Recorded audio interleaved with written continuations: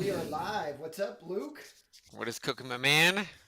We are the Luke and Brett Show episode. Who knows? Because I still haven't gone back to figure that one out. So, how you doing? Doing awesome, dude. Happy Friday.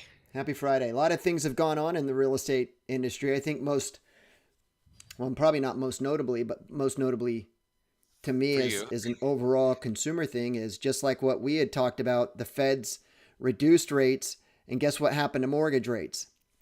Went up. Surprise, surprise.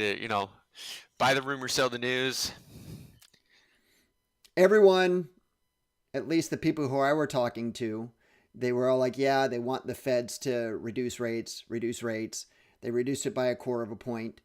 And then the last I looked at it, mortgage rates, the headline has gone up zero point 0.9 or 9 basis points went up. So what does that tell you? Price baked into the cake, man.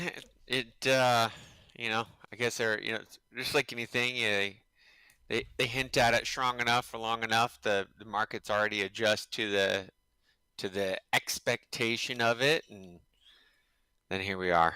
It I was talking to my dad a few days ago, and this is when he was very against precious metals, and back in had to been like 5 years ago, he ended up buying precious metals like at 1800, and so now like take gold at 1800, now it's at 3600. He bought silver like at $18, and now silver's like at 42. It's like, thanks for the tip, Brett. Yeah. You've been beating that drum for long enough. All right. Well, and because you were doing gold options. When there were the gold options? So Yeah, futures and yeah, options and I wonder how well that company they've gold, got to be doing silver. really well. Yeah. I mean, I guess I had a couple stints like in the physical realm and then also just straight futures and options trading. But yeah, anytime, the market moves, they do really well. Yeah. All right. Well, let's talk about AI. I think last time that we were talking about it last week, the person who had won that competition that I shared with you, they Mm-hmm. won by creating an avatar. They were Right. using 11 Labs, and they did a script, put that into the avatar. They were using Descript to edit it real quickly, and then they were using Opus Clip to uh, go from there. All these things that you and I have talked about for years, and the one thing that I took away from that is just because people think that everybody's doing everything with Right. artificial intelligence, for instance, everybody's real estate agents are using it to write their listing descriptions, polish their emails, a variety of different things. I can unequivocally say, from my point of view, that is not true. I think that maybe 10%, I'm probably being very generous on that. Maybe 10% of the people are actually utilizing AI in that sort of capacity. But I think for Right. the most part, I don't think that our industry has really adopted it much. No, not at all. And that's hilarious. The winner of the competition. I mean, that was like literally like verbatim the exact SOPs that I sent you probably a year and a half ago. Um, just step by step. I should probably go back and look at when I sent that to you. Like, here's our process. Yeah. In fact, I can say that Opus Clip was more than a year ago because you and I were talking about we weren't using it that much where we had credits left over, Hmm. and it rolled back over, what, 2 or 3 months ago? I think we Yeah. actually probably talked about this on one of our episodes, that it rolled back over. And even right now, I'm not using it as much. I need to automate things more. You you last like a week or two ago, right? Didn't you connect connect your YouTube directly to it. I think that was a Yes. huge upgrade to that they did there. And Um, that's interesting because we're going live on both of our YouTube channels right now. And I think maybe you're doing the same thing. The Opus clip, it's actually watching that, and then it will actually pull the full video out of it and then yep. cut up the clips. And then you can just go through and just post it from there. Is that what you're doing I'm as well? curious. Yeah, that was the. I mean, that was just the quick and dirty. Um, I have a VA that I trained to like go in and kind of like spot check and edit it, but that's I mean, just for getting stuff out there, I don't couldn't be an easier process. Although I did see that Google, and I think I might have mentioned this to you. Google has rolled out their like internal editing, and I don't know if it's probably still beta rollout, so not access, but putting in like all of their like VO3 editing stuff directly in the platform where you can just click and go type stuff. So that should be pretty cool when we see more of that stuff come out. So I have all of the top LLMs on my phone. So I have Hmm. ChatGPT, which I have the pro version. I have Google Gemini, I have Grok, and I have Claude. I'm finding that I'm using ChatGPT still as my Swiss Army knife. That's kind of my Yeah. first go-to place to it. But I'm utilizing Gemini more, a lot of it for the image and photo creation. And because it ties right into Google, I'm finding that I'm using Gemini more for research, Okay. and I'm using Grok when I want to find out what's going on. What is the real time sentiment on a typical subject? Most recently, is what we just talked about, is interest rates going up based on the Fed fund rate going down. I wanted to get an idea of what that is, and because it ties directly into X, I was able to get that information. What I'm finding that I'm not using so much is I'm not using Claude as Hmm. much. The the main use case that I've been on Claude for is actually just vibe coding, I guess, is the term that folks are using these days.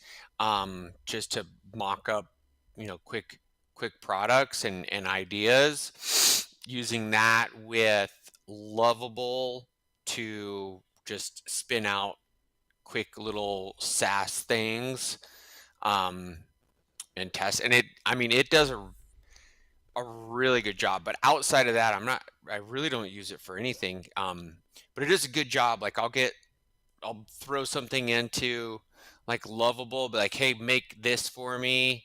It whips up a quick prototype, and then if I get stuck on things, literally just take a screenshot of it and upload it to Claude and say, hey, can you fix this or help me troubleshoot it? And it will pump out the right answer and just feed it right back into Lovable. So, how often are you using Lovable? Um, Because I'm using I'll, Bubble. yeah, I'll go through stints. Like I'll get an idea and pop in there. So I mean, it it's something I want to be more active on, just for product development type stuff. But I would say I probably just a few hours a month where I'm like get an idea and I'm like, oh man, I want to see if I can whip up a quick MVP on this thing and see if there's any legs on it. So I'll whip up something. I'll send it out to my like active users and say, hey, let me know what you think on this. And if there's like good response on it, then I'll And you're kind of take. using 100% of Yep. AI to draft the code. You're not finding any type of, I don't know, like it's taking you down the wrong path. No, so um, I I have connected with like a more like professional like coder developer, like because I can pretty much get most everything to like a certain point, but then I'm like, okay, I wiring up like more infrastructure stuff like databases and payment gateways and tracking all stuff like that. Like it, I'm and that's just more of a me thing, like as like a visionary, like I have a billion ideas. Let me throw up stuff up against the wall and see what sticks. But then Yeah. I'll quickly, I'm on to the next thing where I'm like, okay, there's legs here. I need somebody else to kind of finish it up. So, um, I mean, if I just stopped and said I'm gonna focus on this and just work on this project for X amount of time, I'd probably be able to get through it no problem. But Okay. it still would just completely with AI. Like I'm not like I don't know what I don't know. So I need to just keep that like iterative process where I'm like, okay, I'm stuck here. Like here's a screenshot of where I'm stuck. Like help me understand like what like why or what's going on. Yeah. Um, and then have AI tell me, and then okay, plug in whatever changes need to be made there. And I Um, see that as like a level two when it comes to implementation of AI. Level one is just starting to engage with it, asking it questions and mhm. getting answers back and learning how to converse with AI. Level two is Yeah, actually utilizing it as a partner, as really kind of like what you're doing is creating these various different apps using Lovable. And that's where I see that AI is not going to take out the real estate agent, not going to take out the mortgage professional, but it's definitely a tool that's going to enhance the efficiency and effectiveness of those professionals. yeah, So I'm often asked, and I think the worry is within the real estate industry. I remember back in when I got into the business, the internet was a concern that the internet was going to take would replace the real estate agent. We've proven that not to be true, but what we have proven to be true is that 51%, if I remember correctly, it's over 50, but I believe it's 51%. 51% of buyers, they found the home that they purchased, not the real estate agent. Now that's much different right. than what it was when I got into the business. In addition to that, 100% of buyers and sellers are using the internet as a tool when they're going through either they're listing and selling their home or they're searching for a home. That holds to be true. So the job of the real estate agent, the job of the mortgage professional is much different, and it really comes down to content, creating content, getting out there, being front. One of the Yeah, things that I'm doing right now is having AI act as a professional social media expert and analyze my social media profiles and then tell me what I need to do to amplify and attract the right type of person. right. And what's interesting with that is, and now I'm using ChatGPT. I'm using that as a project folder, taking a screenshot of it because it still can't go and research a live. At least maybe it can. Maybe I have to go back and double check it. Maybe that's new in the where it can check the live site. But taking a screenshot of it and saying, okay, help me modify this and edit this Yeah. for this, that, and the other. Yeah, so I think probably what you need to do on that is there is, um, I forget what they call it. I want to say Man, it's agent this is going to be one mode. of I those mean, things that I need to write down. You're going to drop a it nugget. it's yeah, it's available on it's available on the regular plan. Um, but it will just it'll do give you like a daily update. So one of the like use case examples that I have is I would have like a handful of influencers in the space that'll have it follow all their social accounts and stuff, and then it will feed in like a summary of all of their like hot takes or topics that they're talking about Okay. every day, and summarize like it's probably like 5 to 10 folks what their what their 2 cents or whatever their quick tip of the day type stuff is, and feed that in. So it'll pull all real time. Just gotta feed it the information that you want it to follow. And what you're saying is that that's on Chat GPT? Yeah, Okay. yeah. So it's like a Like an RSS feed. Now I do get, yeah, almost, yeah. okay. All right. Yeah, so it's like a daily action item so every single day I'll have a new summary of all of these folks that'll come oh, in, that's interesting. and yeah, and it just does it automatically. So it's every day I'll have this new one that'll come in. I'll be like, I have somebody cruise through it, and it's mostly just like, okay, what could we take from here that's been up that's like topical, top of Yeah. mind type stuff, and get it out. So one of the things that I'm also using it for is creating a digital mentor. Just to give an example, I keep on threatening that I'm going to finish my book, and I'm back on to that, trying to figure it out. Jim Edwards, he's running another one of his challenges. He keeps on refining it. He's on version 4, so I'm going through that. Yeah. He has a lot of these different genies that tie into AI, and it's a prompt raptor that helps you do it.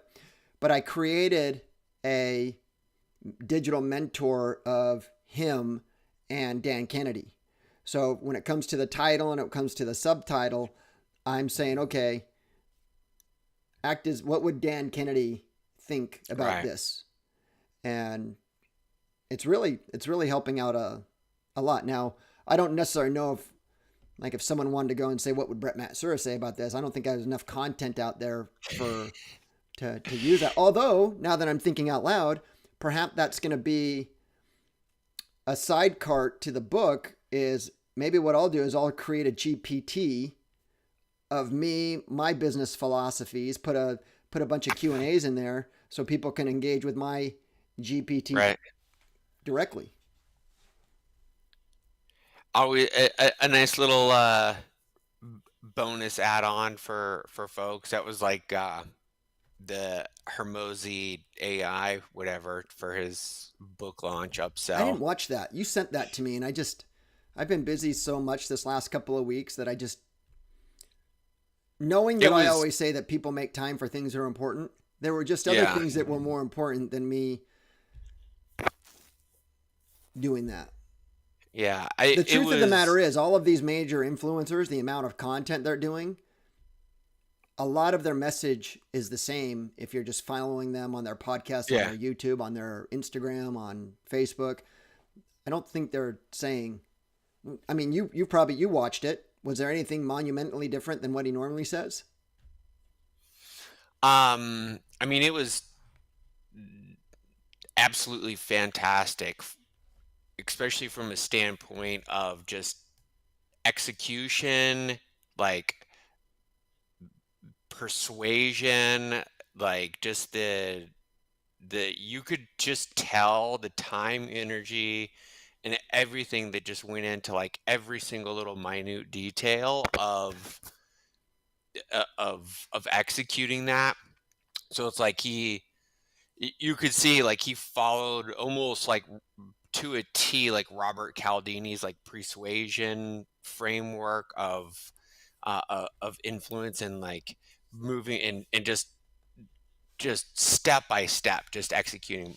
I mean, to zoom out to do $100 million plus of revenue in, I think it was like 48, maybe 72-hour period. That's nuts. Like it's just, and one of the really cool things is he took everything that he's been teaching and saying and demonstrated it all live, right? Like literally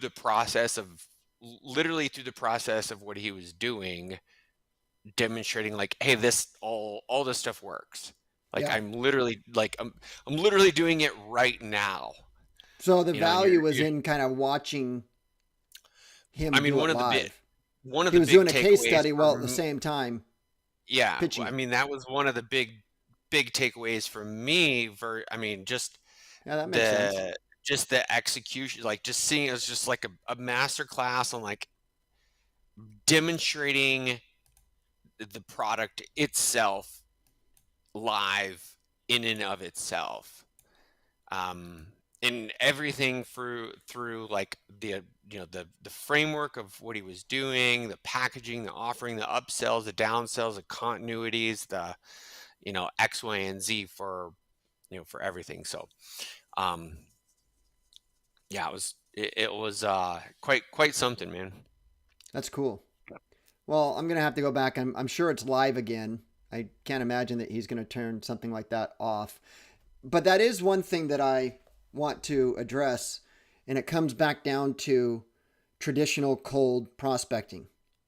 When you look at some of these numbers that people are doing, there is Hmm. a zero chance that you can scale like that as rapidly as they did doing traditional cold prospecting, which means either traditional telephone cold prospecting or traditional door knocking cold prospecting. There's no Right. way that someone like him, and this goes into real estate, this goes into mortgages, there's no way you can scale like that. No, not to that level. But for your regular, average, everyday person, that's taking like him decades, to Yeah, plus sure. to to get to that exact moment, right?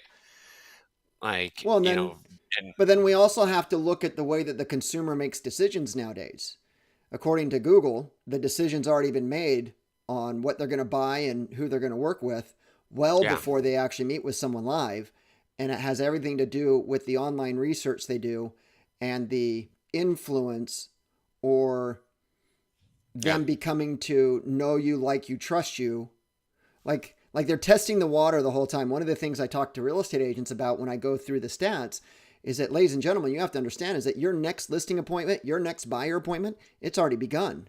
And it comes right, down to the online content that you're creating because most, I would almost say almost 100%, let me rephrase this, 100% of your ideal client, 100% of my ideal client uses the internet on a daily basis. They're searching for products, they're buying things on Amazon, they're doing deep dives on how to do certain things on YouTube. That's my ideal client. So it might be true that a lot of people aren't, but my ideal client is, and I know that my ideal client is likely making decisions on who they're going to work with, who they're going to talk to, what they're going to buy or not buy well yeah, before, like I've already lost the business or I've already won the business based on the content I put out. yeah. You don't know the business you lost because they never went for. But like, I think you and I are very much alike in the fact that like by the time we like schedule a call or connect with somebody, we've already made the decision that we're gonna work with them. It's Yeah. just like And I won't do it because I don't want to, I know it's going to be a waste of my time.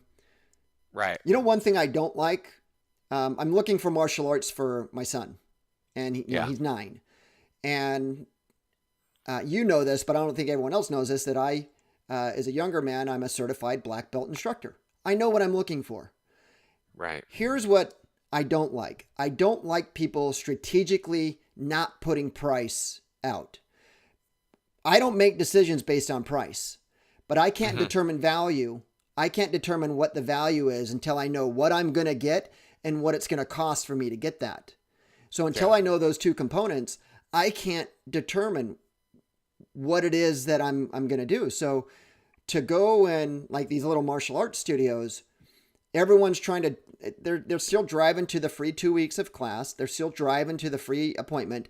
I know the whole process. I know what they're doing. No different than if you go to a Yeah. chiropractor or a physical therapist. That whole free appointment is a sales pitch. Yeah. And I deliberately won't do that because of that. Now, coming back from the recruiting side of real estate agents, and you were witness to see this, I was recruiting a lot. I had a 90% conversion rate when someone came in and met with me. Why? Because I had my whole value proposition, including my commission structure, available to them to review before they actually met with me. Because if Right. they met with me, I knew that they were coming in because they've already researched everything. And that's why I always did that. If you don't have the price and you don't have the value that you're offering, what you're most likely going to get, I would probably say if I'm just going to do a guesstimate, 80% of the time, if not more, you're going to get, I need to think about it. And they do need to think about it. I want them to think about it well before they meet with me. Right. Like, I don't think that my sales skills are so independently awesome that I can convince someone to sign on the dotted line in this day and age without getting buyer's remorse. I could probably get them to sign, but they're going to sign because they want to get out the door. I was going to say you're pretty good at sales, man. I'm sure you'd be very sure you could get a lot of people, but yes, it's you're struck with that buyer's remorse, but you gotta show up and fulfill it after the fact to help keep them on board. But yeah, no, I'm right there with you. I mean, the just like everything, like cold calling and door knocking, like it works.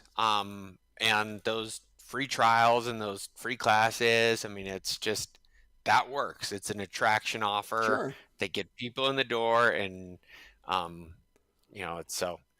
But you know But what works better? yeah, And this is something that I did well back before the internet, when I was focusing on defaults, when I was focusing on short sales in the early 2000s, is the free report, the direct mailer, that free report. And it wasn't I didn't deliberately create a free report. It was actually a sales letter, but to share with people what you do and how it works and such, that works infinitely better nowadays. yeah. Infinitely. And that's where my book comes So in. speaking of that, and then this is just kind of like a side thing. So I put together one of the things that little softwares that I made was a CMA, just a completely automated CMA. Just pop in the address.